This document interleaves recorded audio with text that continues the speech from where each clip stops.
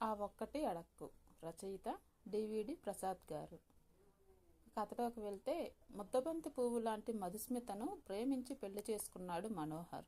ఒకే software కంపెనీలో ఉద్యోగం చేస్తున్న వాళ్ళిద్దరి మధ్య కలిగిన పరిచయం ప్రేమగా మారటానికి ఎక్కువ రోజులు పట్టలేదు. కొద్ది రోజుల్లోనే ఒకరిని విడిచి ఒకరు ఉండలేని స్థితికి వచ్చారు.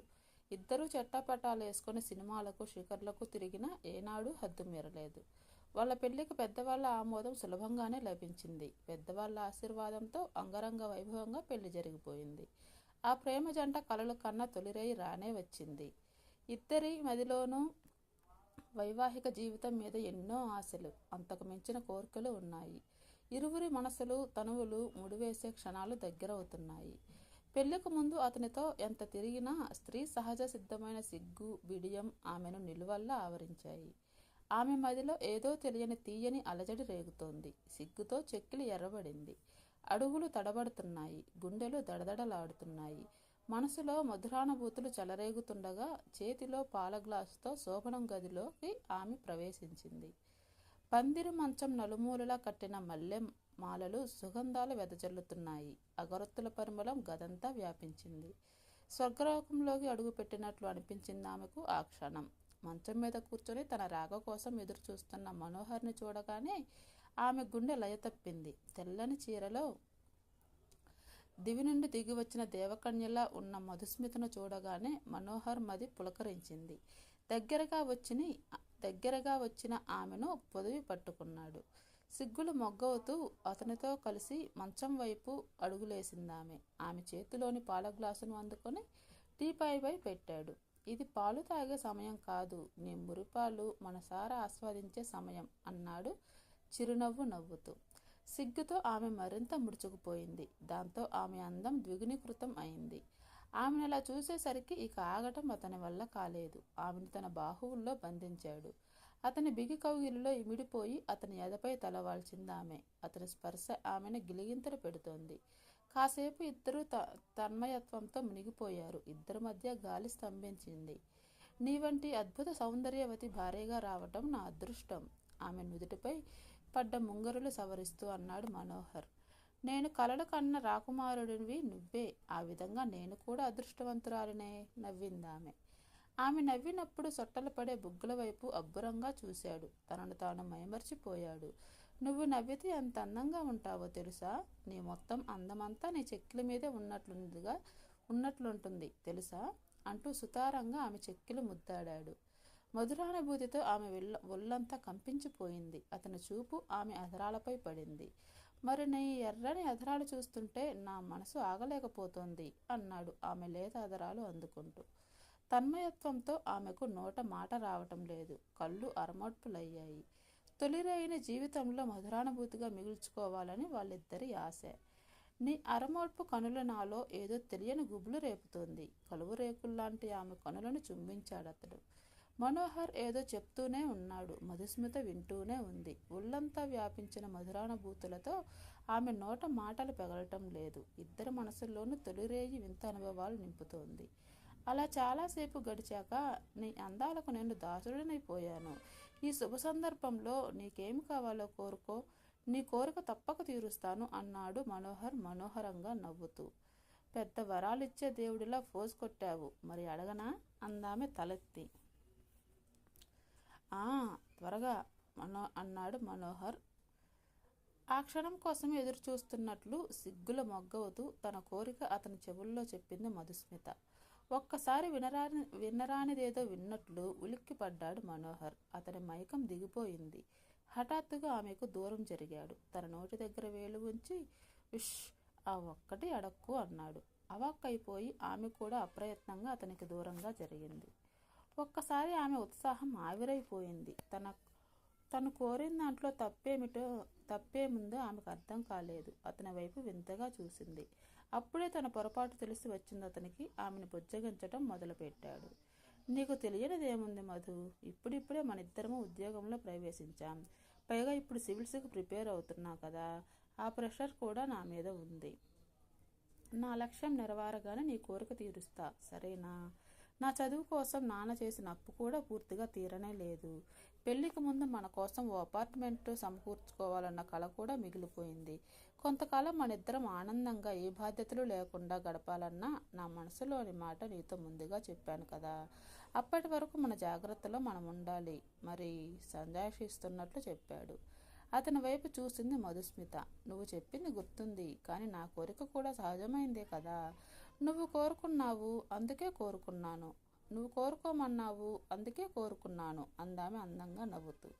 మనోహరమైన ఆమె నవ్వు చూస్తూ పరవశం చెందాడు మనోహర్.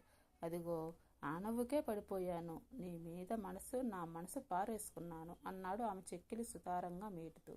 అతన్ని హత్తుకుపోయింది మధుస్మిత. ఇద్దరి మధ్య కాలం స్తంభించింది.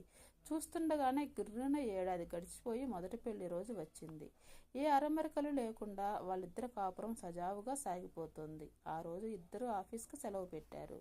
మనోహర్ ఎంతో ముచ్చటపడి కొన్న చిలకాకు పచ్చ రంగు కొత్త పట్టుచీర కట్టుకొని తయారైంది మధుస్మిత. తన కోసం మధుస్మిత ప్రత్యేకంగా కొన్న కుర్తా లాల్చీ ధరించాడు మనోహర్. ఇద్దరు వెంకటేశ్వర స్వామి గుడికి వెళ్ళి తిరిగి వచ్చారు. అలాగే సరదాగా సినిమాకు కూడా వెళ్ళి హోటల్లో డిన్నర్ చేసి ఇంటికి తిరిగి వచ్చారు. అందంగా అలంకరించుకొని తన దగ్గరకు వచ్చిన మధుస్మితను చూడగానే తొలిరేయి గుర్తుకు వచ్చింది అతనికి. ఆమెను తన బిగి కౌగిలిలో బంధించాడు. ఆమెలో వెచ్చని అనుభూతులు రగిల్చే కబుర్లు చెప్తున్నాడు. ఆమె తనను తాను మైమర్చిపోతోంది. అదను చూసి మధుస్మిత మళ్ళీ తన కోరిక అతని చెవిలో ఊదింది. అప్పటి వరకు సరదాగా కబుర్లు చెప్తున్న మనోహర్ ఒక్కసారి ఉలిక్కి పడ్డాడు. నువ్వు ఏమైనా అడుగు, ఇస్తాను, ఆ ఒక్కటి మాత్రం అడక్కు ప్లీజ్ అన్నాడు. హఠాత్తుగా సీరియస్ అయిపోతూ మధుస్మితను అతని వైఖరి అర్థం కావటం లేదు. తన కోరిక స్త్రీ సహజమైనది, భర్తగా అది తీర్చడం మనోహర్ బాధ్యత కూడాను. అయినా తనకున్న భయాలు అర్థం చేసుకోగలదు. భార్యగా అతని బాధ్యతల్లో పాలు పంచుకుంటోంది కూడా. అయినా మనోహర్ తన కోరిక తీర్చడం లేదు. మరోసారి అతనికి నచ్చ చెప్పాలనుకుంది. మన పెళ్ళయి ఏడాది అయిపోయింది కదా, నీ బాధ్యతలన్నీ కూడా నా బాధ్యతలు కావా? పైగా సివిల్స్ బాగానే రాశానని అంటున్నావు. ఇప్పటికి ఆలస్యం దేనికి? నా ముద్దు ముచ్చట తీర్చడం నీ బాధ్యత కాదా? నీ కోరికలన్నీ ఎలానూ తీరబోతున్నాయి. మరి ఇప్పటికైనా నా కోరిక తీర్చవు? ముద్దుగా సున్నాలో నోరు పెట్టి అడిగేసరికి మనోహర్ మనసు అతని వశం తప్పింది. ఎక్కడ టెంప్ట్ అయిపోతానన్న భయం ఓ మూలను వేధిస్తూనే ఉంది. అయినా తనను తాను నిగ్రహించుకొని చటుక్కున ఆమెకు దూరంగా జరిగాడు. నో, నా కలలు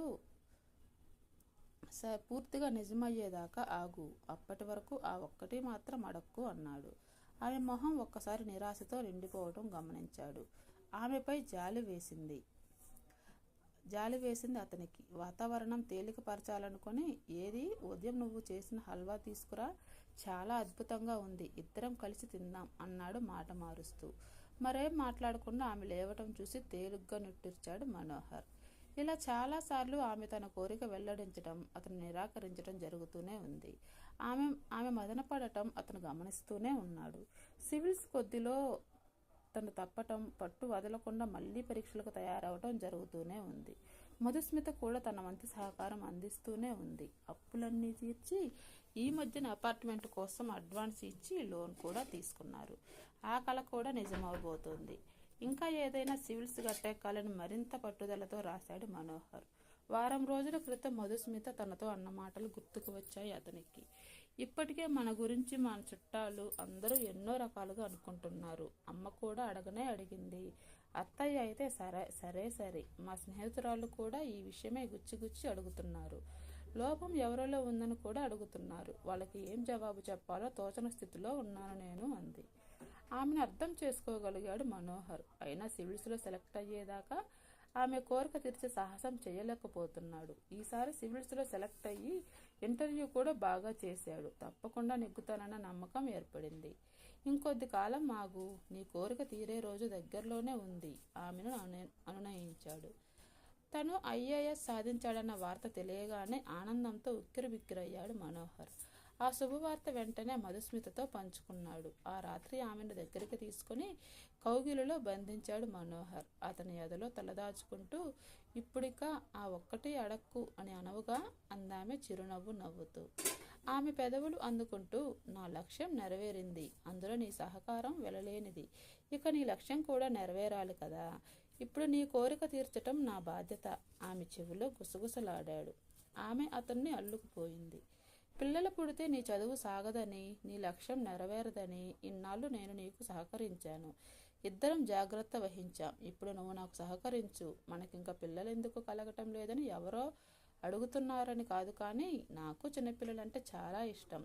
అందుకే తొలిరేయి నుండే నిన్ను సిగ్గు విడిచి అడిగాను అందామె.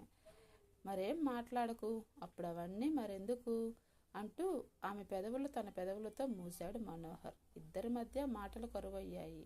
ఆమె కోరిక తీర్చే పనిలో పడ్డాడు మనోహర్. చిన్న స్టోరీ బాగుంది కదా. స్టోరీ నచ్చితే లైక్ చేయండి, నా ఛానల్ని సబ్స్క్రైబ్ చేయండి. Thank you friends.